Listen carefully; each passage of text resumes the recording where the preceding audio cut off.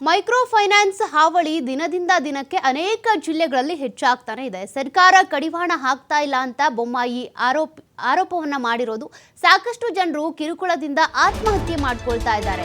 ಈ micro finance ಅವರು ಸಾಲ ಕೊಡ್ತಾರೆ ನಿಜ, ಬಟ್ ಅದಾದ ಬಳಿಕ ಅವ್ರು ಬಡ್ಡಿ ತೀರ್ಸೋದ್ರೊಳಗನೆ ಸಾಲ ತೆಗೆದುಕೊಂಡವರು ಆತ್ಮಹತ್ಯೆ ಮಾಡ್ಕೊಳ್ತಿದ್ದಾರೆ, ಕಿರುಕುಳವನ್ನ ಅನುಭವಿಸ್ತಾ ಇದ್ದಾರೆ. ಹೀಗಾಗಿ ಅವರ ಈ ಒಂದಷ್ಟು ಕಿರುಕುಳಕ್ಕೆ ಕಂಟ್ರೋಲ್ ಬೀಳಬೇಕು, ಬ್ರೇಕ್ ಹಾಕಬೇಕು. ಮಹಿಳೆಯರು ಮಾಂಗಲ್ಯ ಮಾರ್ತಾ ಇದ್ದಾರೆ. ಸರ್ಕಾರ ಮಹಿಳೆಯರ ಬಗ್ಗೆ ಕಾಳಜಿ ವಹಿಸ್ತೀವಿ ಅಂತ ಯಾವಾಗಲೂ ಹೇಳ್ತಾನೆ ಇರುತ್ತೆ.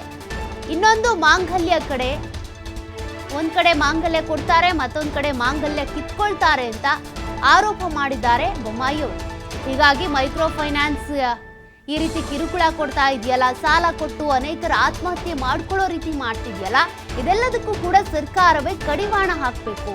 ಮಹಿಳೆಯರನ್ನ ಕಾಪಾಡ್ತೀವಿ, ಮಹಿಳೆಯರ ಪರವಾಗಿ ಇರ್ತೀವಿ ಅಂತ ಸರ್ಕಾರ ಹೇಳುತ್ತೆ, ಬಟ್ ಅವ್ರ ಮಾಂಗಲ್ಯ ಕಿತ್ಕೊಳ್ಳುವಂತ ಕೆಲಸವನ್ನ ಸರ್ಕಾರ ಮಾಡ್ತಾ ಇದೆ. ಹೀಗಾಗಿ ಸರ್ಕಾರ ಗಂಭೀರವಾದಂತ ಕ್ರಮವನ್ನ ತೆಗೆದುಕೊಳ್ಬೇಕು. ಕಠಿಣ ಕ್ರಮ ಆಗ್ಲಿಲ್ಲ ಅಂದ್ರೆ ಈ ರೀತಿ ಮೈಕ್ರೋ ಫೈನಾನ್ಸ್ ನಿಂದ ಸಾಲ ಪಡ್ಕೊಂಡಿರೋರೆಲ್ಲರೂ ಕೂಡ ಕಿರುಕುಳ ಅನುಭವಿಸಬೇಕಾಗುತ್ತೆ, ಆತ್ಮಹತ್ಯೆ ಮಾಡ್ಕೊಳ್ಬೇಕಾಗುತ್ತೆ ಅಂತ ಬಸವರಾಜ ಬೊಮ್ಮಾಯಿ ಅವರು ಆಗ್ರಹಿಸಿದ್ದಾರೆ.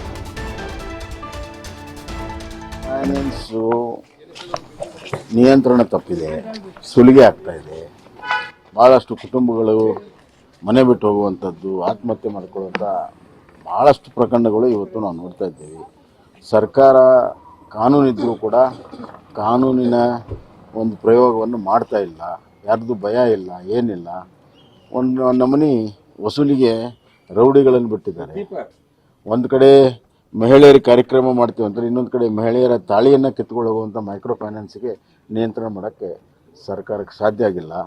ಹಿಂದೆ ಕುಮಾರಸ್ವಾಮಿಯವರು ಮುಖ್ಯಮಂತ್ರಿ ಇದ್ದಾಗ ಈ ಥರ ಅತಿ ಹೆಚ್ಚು ಬಡ್ಡಿಗಳಿಂದ ಮಾಡುವಂಥದ್ದಕ್ಕೆ ಒಂದು ನಿಯಂತ್ರಣ ಕಾನೂನು ತಂದಿದ್ದರು.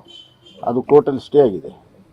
ಅದನ್ನು ಈ ಸರ್ಕಾರ ಕೂಡಲೇ ಅದನ್ನು ತೆರವುಗೊಳಿಸಿ ಕಠಿಣ ಕ್ರಮ ತೆಗೆದುಕೊಳ್ಳುವಂಥ ಅಧಿಕಾರವನ್ನು ಪಡ್ಕೊಂಡು ಕ್ರಮಗಳನ್ನು ಜರುಗಿಸ್ಬೇಕಂತೇಳಿ ಮುಖ್ಯಮಂತ್ರಿ ಆಗ್ರಹ. ಮೈಕ್ರೋ ಫೈನಾನ್ಸು ನಿಯಂತ್ರಣ ತಪ್ಪಿದೆ, ಸುಲಿಗೆ ಆಗ್ತಾ ಇದೆ.